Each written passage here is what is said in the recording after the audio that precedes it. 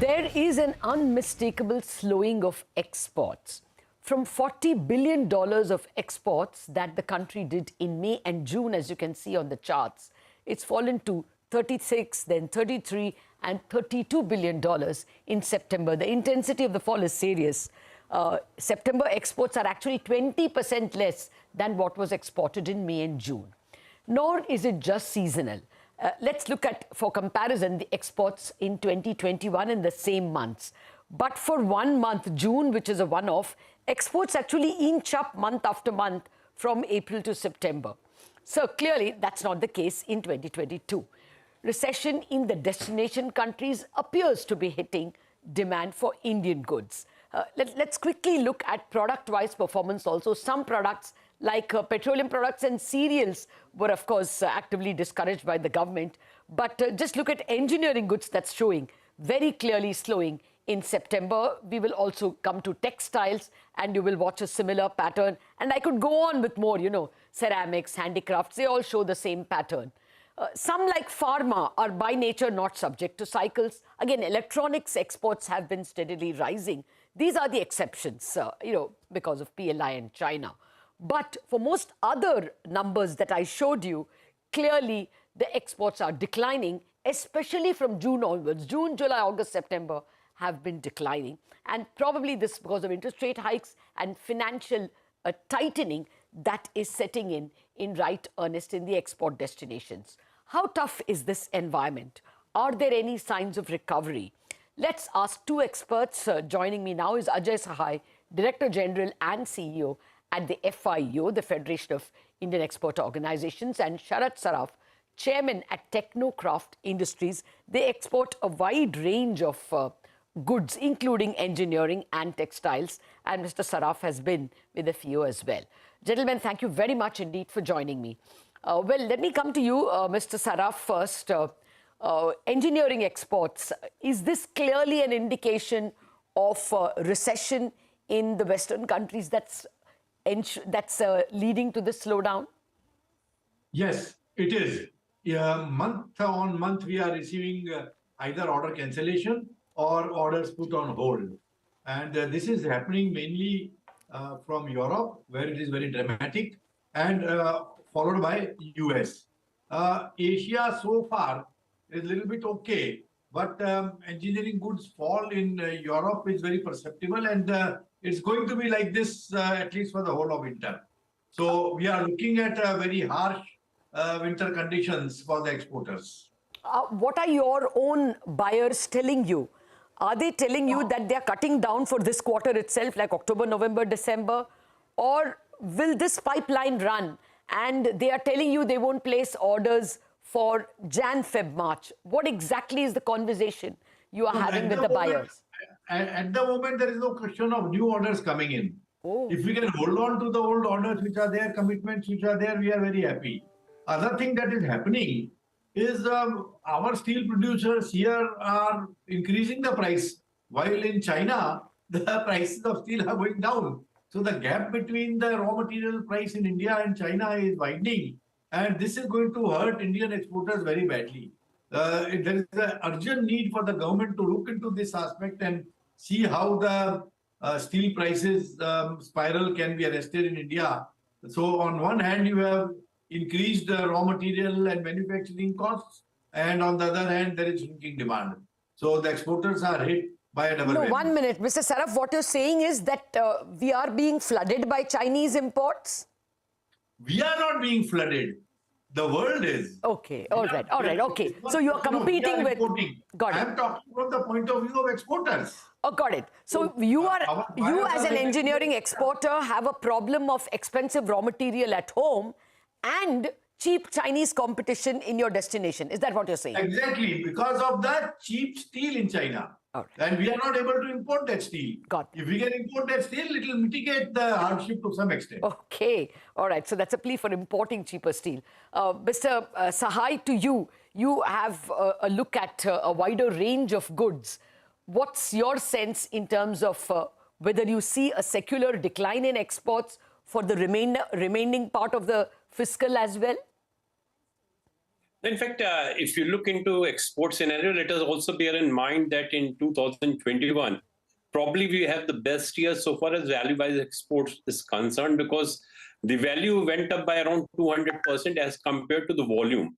Now, with the prices of most of the metal and commodities now softening, we are seeing a reversing trend. So we may end up in a situation where even when our volume remains the same, we will may have little dip in value-wise exports. And I think there are a number of reasons for that. We are seeing the rising geopolitical uncertainty, currency volatility, the rising inflation, and many of the countries are One entering minute, into the Mr. Sahai, recession. 1 minute. And that is definitely bound to affect our exports. Mr. Sahai, 1 minute. You know, that is why I did not make a year-on-year comparison. I take your point that prices were a big differentiator between last year and this year. What I am showing as you are talking is April, May, June, July, August, September. You know, month after month this year, the quantum has gone down. Is that a price impact or a volume impact? No, it's more of a price impact. Definitely, there may be little volume impact also, but that varies from sector to sector. It's more on the value wise. That's why I'm saying that we are making a comparison for 2021 when prices I am not comparing 21. Sir, I am not comparing 21. Please listen. I am not comparing 21. I am comparing June of 22 with September of 22. I'm asking you, is it a volume or a value issue? It's a pent-up of demand also, which was there, and gradually it's coming down because we are having, over a period of time, high inventories building everywhere. It is not an issue basically of the inventories which are only in the advanced economies. Inventories have built up even in emerging economies, because with inflation rising, purchasing powers have come down, and we are having less offtake. That's why we are saying that in value-wise, definitely it is the trend. Secondly, what is happening in many of the sectors, we are now getting order for less value products. So where, let us say for a particular product, we are earlier getting per unit price of $20, it has come down to $10 to $12. So even when the country is having the volume-wise exports, it is likely to have an impact on the value. And that's a fact, that's a trend which is applicable to most of the countries. India is not an exception. Being part of the globalized world, we can't remain aloof from these developments. Okay. So definitely exports are taking a hit, and that's why what you have said, I think that makes sense. We at this point of time have reached an export of around $230 billion. Yes. We expect that we may continue to reach to around $460 to $470 billion. But definitely the situation has toughened up, the uncertainty has increased, which is bound to have impact in the global trade as well. No, Mrs. Sahai, you know, we were doing about 40 billion in April, May, June, even March, of course, but March is a special month. But June, we did touch 40 billion. Now we are at 32 billion in September. What do you think may be the average for October, November, December? Will it be in the low 30s? No, I'm looking at around 34 to $35 billion, because please bear in mind that November, December are good seasons, because a lot of export for Christmas, New Year is also added to that. So I'm looking into the range of around $35 billion for these months. Okay, so we'll hopefully bottom out in September. Mr. Saraf, what is your sense in terms of different products? You gave us some details about engineering, where, you know, the export sector is hit by higher raw material costs. Can you tell us what is the experience in textiles, handicrafts? Now, as dear Dr. Sahai has said, we are looking at exports around mid $30 billion in next 3 months. Okay. Having said that, both handicraft as well as textiles have been hit probably the hardest. I would think textile is harder because of its huge employment potential, and the volume itself of textiles export out of India is fairly large. Now we are hit by two issues. One is very high cotton price, which fortunately is now softening up. But on the other hand, complete lack of demand. Now this lack of demand has hit the units very hard here. I've just got the news yesterday from Gujarat that out of 120 spinning mills in Gujarat, over 50% are closed since August. There was also a visitor from Tirupur and Coimbatore, and they said that there's a similar situation in the Tirupur, Coimbatore area as well, where the smaller units with less than 20,000 spindles are working only one shift, and they keep shut on Saturday and Sundays, which is like working less than half the capacity. So there is a panic situation at the moment in the textile sector. And spinning is the first step. You know, you get the cotton, and the first thing in the supply chain is spinning, and then comes the weaving and knitting or processing and garmenting and so on. So at the moment, the Tirupur garment units are equally hit.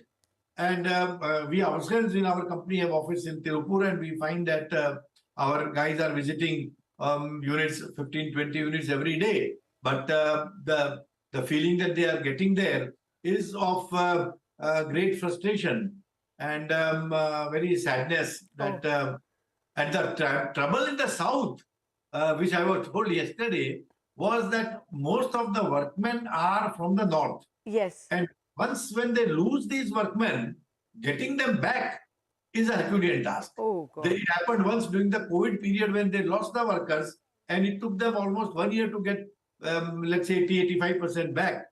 Now the same situation is repeating. So it's not just a lack of orders from the destination countries, but also some, labor supply issues, correct?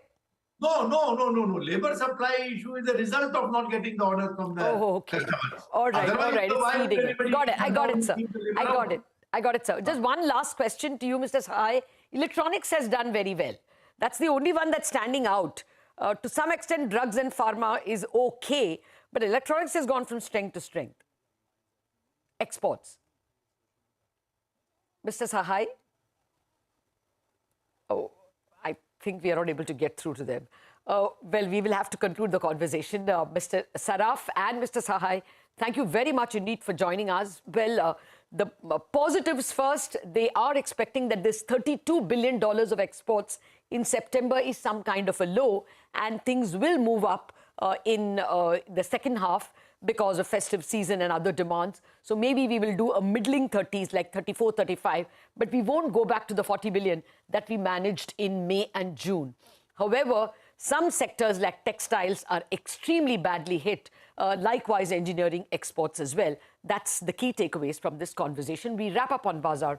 On that note, the market still in a very somber state, and Asia is not helping either. Let's see how the world day pans out. Chartbusters will take the action forward.